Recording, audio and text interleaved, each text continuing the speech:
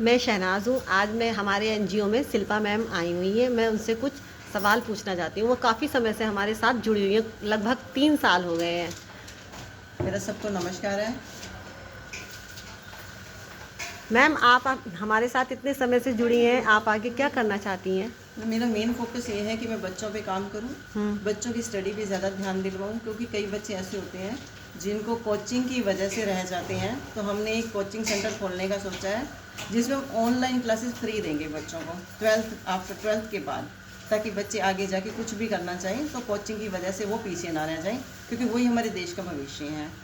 और मैं कुछ लेडीज़ पे काम करना चाहती हूँ। मैंने बहुत लोग देखे हैं जो लोग मतलब आपस में बनती नहीं है, लड़ाई झगड़ा होता रहता है। हाँ, तो हाँ। उनकी वजह से बच्चे सफ़र करते हैं। तो मैं उनकी काउंसलिंग भी करती हूँ। मैं इस टाइम कम से कम 2-3 हज़ार लोगों की काउंसलिंग कर चुकी हूँ। तो मैं आगे भी करना चाहती हूँ। मैंने ऐसे कई घर टूटते हुए बचाए हैं, जो कि टूटते टूटते बचे हैं।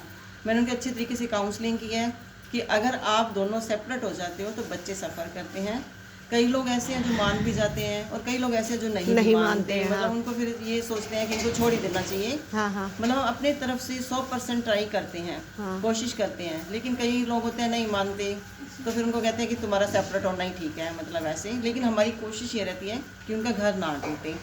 और थोड़ा सा बुज़ुर्गों पे काम करती हूँ। जैसे मैंने काफ़ी टाइम से, क्योंकि मैं 20-25 सालों से जुड़ी हुई हूँ एनजीओ से जी। तो मैंने बुज़ुर्गों पे भी बहुत काम किया, जिनके बच्चे बाहर चले जाते हैं, बुज़ुर्गों को अकेला छोड़ जाते हैं। तो उनके लिए जैसे मैं घर जाती हूँ, मेरी एक टीम है मेरे साथ, मैं उनके घर जाती हूँ।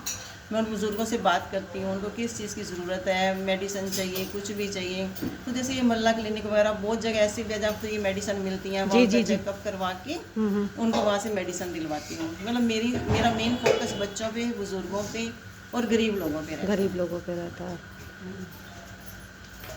ठीक है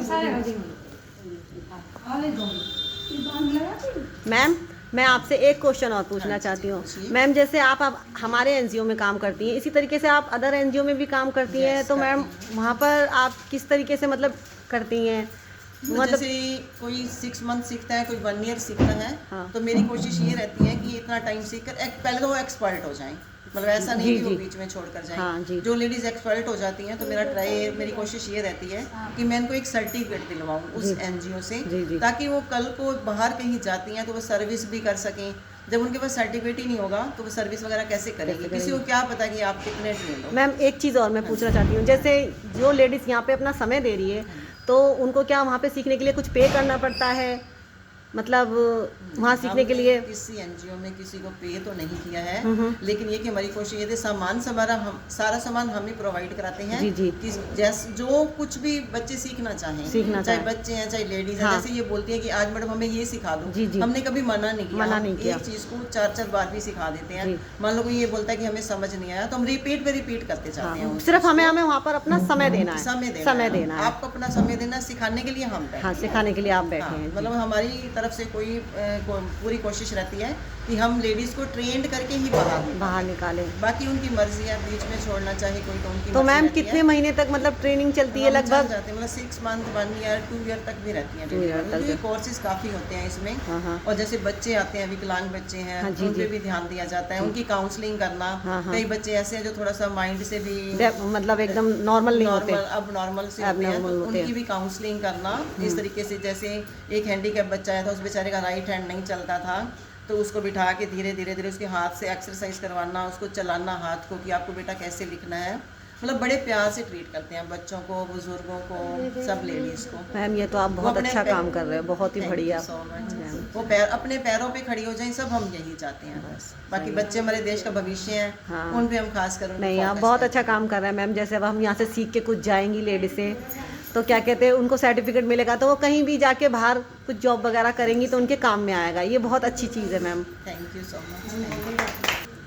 मैम, आप ये बहुत अच्छा काम कर रही हैं, कितने गरीबों की आप सहायता कर रही है। मुझे आपसे ये सवाल पूछकर बहुत अच्छा लगा कि आप कितने मजबूर, बेसहारा, गरीब और जो अब नॉर्मल बच्चे होते हैं उनकी सहायता करती हैं। मैं कौन होती हूँ करने वाली? ये गॉड गिफ्ट है, उस मालिक ने मुझे। मैम, गॉड ने आपको जरिया बनाया वो चीज़ बनाने का, उसके लिए बहुत बहुत शुक्रिया मैम। हम सभी लेडीज़ें जो भी हैं, आपसे मिलकर बहुत खुश हुए और बहुत अच्छा लगा। आगे भी आपसे मिलने की कामना करते हैं ma'am. Thank you so much.